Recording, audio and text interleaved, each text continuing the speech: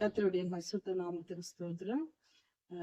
AVC Broadway சபையில அனைவருக்கும் என்னுடைய ஸ்தோத்திரங்களை ஏறெடுக்கிறேன். கொடுத்த தியான பகுதியும் சாங்சன் பற்றி கொடுத்திருக்காங்க. அதற்காகவும் கர்த்தருக்கு நான் நன்றி செலுத்துகிறேன். ஜெபிப்போம். அன்புள்ள இயேசுவே, இந்த நல்ல வேலைக்காக நன்றி செலுத்துகிறோம். ஆண்டவரே, சிம்சோனுக்கு நீர் கொடுத்த அபிஷேக வல்லமையும் அதே போல கர்த்தாவே அவர் இழந்த காரியத்தையும் குறித்து நாங்கள் அபிஷேக வல்லமையை நாங்கள் கடைபிடித்து எப்பொழுதும் அந்த வல்லமையை விட்டு விடாதபடிக்கு எங்களையும் எங்கள் குடும்பத்தையும் கேட்கிற ஒவ்வொருவருக்கும் ஆண்டவரே இந்த வல்லமையான காரியத்தை நீ தரும்படி கேட்டுக்கொள்கிறோம். அன்பின் இயேசுவே, ஆமீன். இன்றைய தியானத்திற்கு தெரிந்து கொள்ளப்பட்ட வேத பகுதி நியாயாதிபதி புஸ்தகம் 14ஆம் அதிகாரம் 5-6 வசனங்களை பார். அப்படியே சிம்சோன் அவன் தாயும் தகப்பனும் திம்னாத்துக்கு போகும் புறப்பட்டார்கள். அவர்கள் திம்னாத்து ஊருக்கு திராட்சை தோட்டங்கள் மட்டும் வந்தபோது இதோ கர்ச்சிக்கிற பால சிங்கம் ஒன்று அவர்களுக்கு எதிராக வந்தது. அப்பொழுது கர்த்தருடைய ஆவி அவன் மேல் பலமாய் இறங்கினதனால் அவன் தன் கையில் ஒன்றும் இல்லாது இருந்தோம் அது ஒரு ஆட்டுக்குட்டியை கிழித்து போடுவது போல கிழித்து போட்டான். ஆனாலும் தான் செய்ததை அவன் தன் தாய்க்கும் தகப்பனுக்கும் அறிவிக்கவில்லை. நியாயாதிபதிகளின் புஸ்தகம் 14ஆம் அதிகாரத்தில் 5-6 வசனங்களை வாசித்ததன் பேரில் மனோவா தம்பதியர்களுக்கு பிறந்த குழந்தைதான் சிம்சோன். இந்த அதிகாரங்களில் 13, 14, 15 அதிகாரங்களில் சிம்சோனை குறித்து மிகவும் அழகாய் ஆண்டவர் சொல்லியிருக்கிறார். அவன் பெலனை குறித்தும் சொல்லியிருக்கிறார். அவன் எதற்காக அழைக்கப்பட்டான் என்றும் சொல்லியிருக்கிறார்.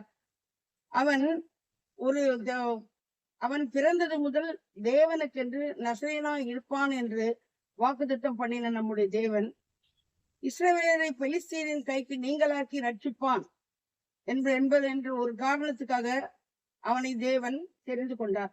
அவன் ஒரு பலவான். அவனிடத்தில் பலன் காணப்பட்டது.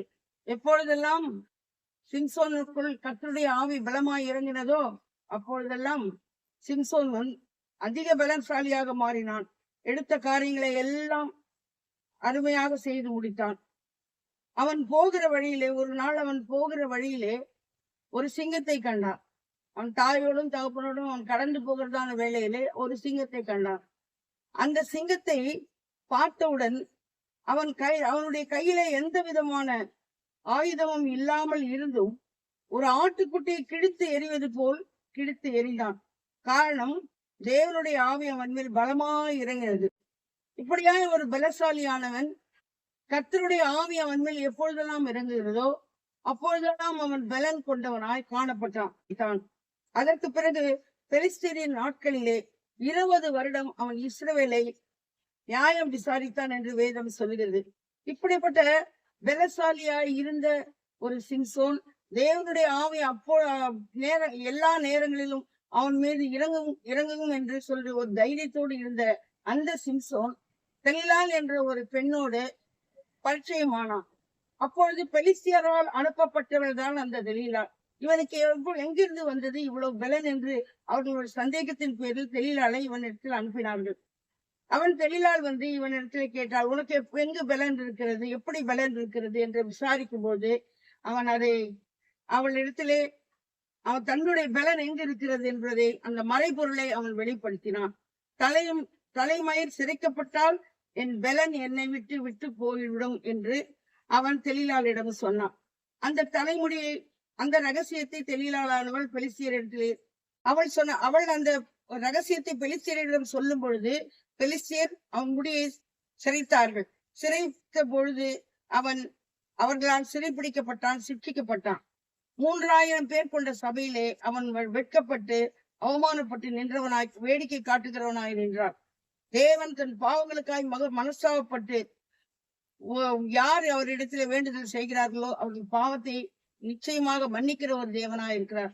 அதே போல சிம்சன் கர்த்தரிடத்திலே தன் பாவங்களுக்காய் மனஸ்தாபப்பட்டவனாய், தேவரீர் என்னை நினைத்தருளும், என்னை பலப்படுத்தும், இந்த பெலிஸ்தியருடைய கையிலே என்னை ஒப்புக்கொடாதிரும் என்று வேண்டுதல் செய்தான். அதே போல ஆண்டவர் அவனுக்கு அந்த பலனை தந்தார். தேவனுடைய ஆவி அவனுக்குள்ளே வந்தது. தேவன் அவனை நினைத்தருளினார். அந்த வீட்டை, அவன் இருந்த வீட்டை அவன் தாங்கி நிற்கிற 2 தூண்களை, வலது கையினால் ஒரு தூணையும் இடது கையினால் ஒரு தூணையும் பிடித்து, என் ஜீவன் பெலிஸ்தியரோடு மடிய கடவுது என்று சொன்னான். பலமாய் சாய்த்தான்.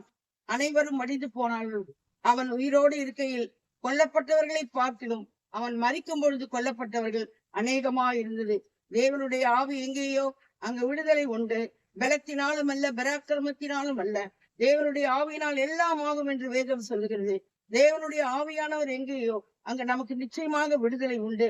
நாம் பாவம் செய்தாலும் வேண்டுதல் செய்தாலும் அதை கேட்கிற நம்முடைய தேவனாகிய கர்த்தர் நம்மோடு இருக்கிறார் என்ற நிச்சயத்தோடு நாம் இந்த காரியங்களில் நாம் என்ன பலசாலியாய் இருந்தாலும் கர்த்தருடைய சமூகத்திற்கு முன்னதாக நாம் நம்மை தாழ்த்தி வேண்டுதல் செய்யும் பொழுது, நாம் நம்மை தாழ்த்தி அவரிடத்திலே நம்முடைய பாவங்களை அறிக்கையிடும் பொழுது, நிச்சயமா அதிலிருந்து கர்த்தர் கடைசி மரண பரியந்தம் நம்ம விடுவிக்கிற தேவனாய் இருக்கிறார் என்று இந்த சிம்சோனின் காரியத்திலிருந்து நாம் கற்றுக்கொண்டிருக்கிறோம்.